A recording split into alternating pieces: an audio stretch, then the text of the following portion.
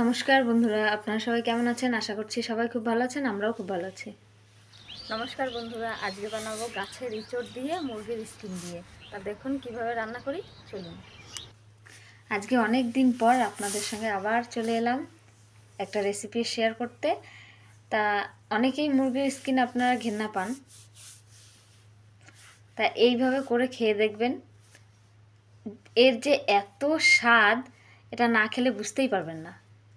তা দেখুন আমি কিভাবে রান্না করছি।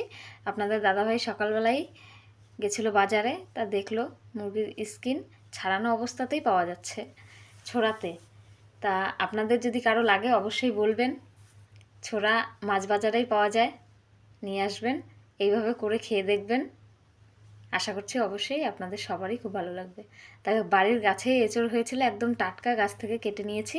তা দেখুন এইভাবে কেটে নিচ্ছি, একটু বেশি করে ফেলবেন, আর এইভাবে মাঝের অংশটা একটু ফেলে দেবেন। আর খেয়াল রাখবেন যাতে একটু থাকে লেগে, তাহলে রান্না করার সময় ছেড়ে যায় না, ভালো হয়। এই দেখুন এরকম ডুম ডুম করে কেটে নিয়েছি। জলের মধ্যে দিয়ে দিচ্ছি একটু হলুদ, তাহলে কালো ভাবটা আসে না, ভালো লাগে।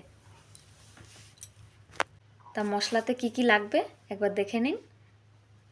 এরকমভাবে মাংসর আলুর মতনই কেটে নিচ্ছি আলুগুলো। একটু ভিজিয়ে রেখেছিলাম, এরপরে পরিষ্কার জলে আবার ধুয়ে নিচ্ছি সুন্দর করে। এরপরে মশলাগুলো শিলনোড়াতে বেটে নিচ্ছি। আপনারা চাইলে মিক্সিতে করতে পারেন, কিন্তু এরকম রান্না শিলনোড়াতে করলেই বেশি ভালো লাগে খেতে। দেখুন আমার মশলা বাটা হয়ে গেছে। একই সঙ্গে আমি একটু গোটা গরম মশলাও বেটে নিচ্ছি, আপনারা চাইলে গুঁড়োটাও ব্যবহার করতে পারেন। তা দেখুন মুরগির স্কিনটা ধুয়ে রেখেছিলাম, এরপরে সুন্দর করে পিস পিস করে কেটে নিচ্ছি।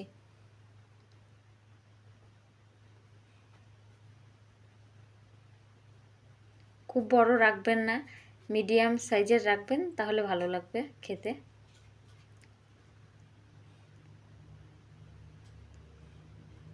কাটা হয়ে গেছে, এরপরে উনুন ধরিয়ে দিয়েছি, কড়াই বসিয়ে দিয়েছি, দিয়ে দিয়েছি একটু বেশি করে তেল। আর একটা কথা বন্ধুরা মনে রাখবেন, সবসময় চেষ্টা করবেন এঁচোড়টা ভেজে রান্না করতে। সিদ্ধ না করে ভেজে রান্না করবেন, তার স্বাদ দ্বিগুণ লাগে খেতে।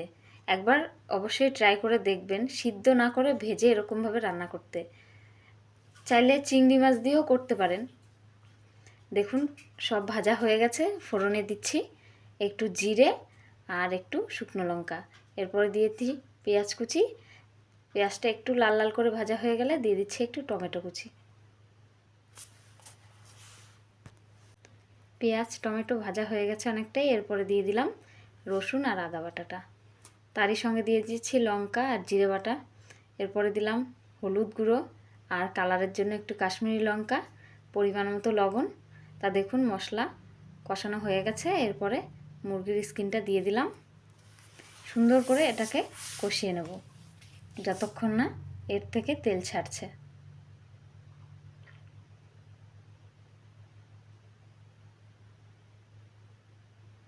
দেখুন তেল ছেড়ে দিয়েছে মুরগির স্কিন থেকে। এরপরে দিয়ে দেবো ভেজে রাখা আলু আর এঁচোড়টা। এরপরে সুন্দর করে এটাকেও কষিয়ে নেব। আর একটু খেয়াল করে একটু গরম জল করে রাখবেন আগের থেকে। এই রান্নাটাতে একটু গরম জল দিলে বেশি ভালো হয়। দিয়ে দিচ্ছি এরপরে গরম জল। আমাদের কষানো হয়ে গেছে, এরপরে জল দিয়ে দেবো।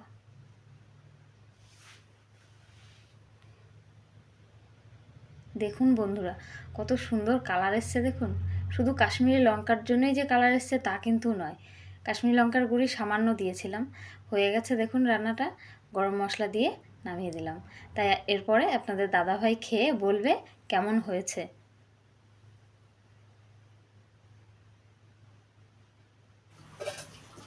অসাধারণ হয়েছে। আমি তো ভাবতেই পারিনি, প্রথমে তো আমার খুব ইয়েই লাগছিল যে এরকম কিভাবে খাবো, কোনোদিন তো খাইনি মুরগির স্কিন দিয়ে যে ইঁচড় রান্না হয়, সেটা মানে একদম মানে নতুনই লাগছিল। নিয়ে তারপরে রান্না করে দিল তোমাদের দিদিভাই। আমি তো খেতে বসে আর কি বলবো, লোভ সামলাতে পারছিলাম না, খেয়েই যাচ্ছিলাম খালি, এত ভালো লাগছিল। তোমরাও একবার বাড়িতে করে খেয়ে দেখবে সবাই মিলে, তোমার খুব ভালো লাগবে। ইঁচড় চিংড়ি যেটা করে ইঁচড় চিংড়ির থেকেও ভালো লাগবে।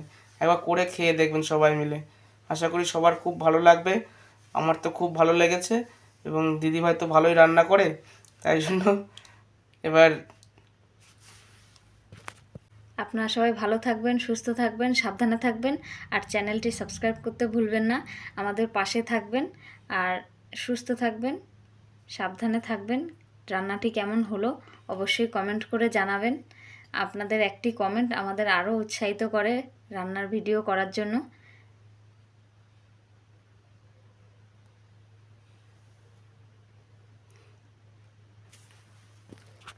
বন্ধুরা একবার বাড়িতে করে খেয়ে দেখবেন, আর আমাকে কমেন্ট করে জানাবেন আপনাদের কেমন লাগলো।